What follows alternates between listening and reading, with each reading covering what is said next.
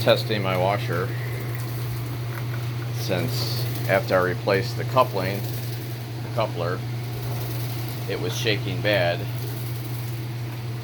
Right now it's doing what it's supposed to be doing. Figured I'd check it like this before I put the casing back on.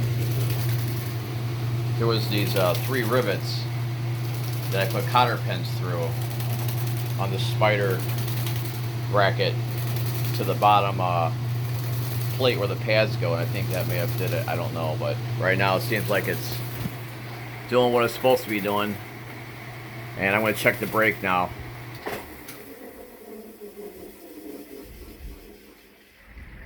It's not vigorously shaking anymore. So I got the lid switch here.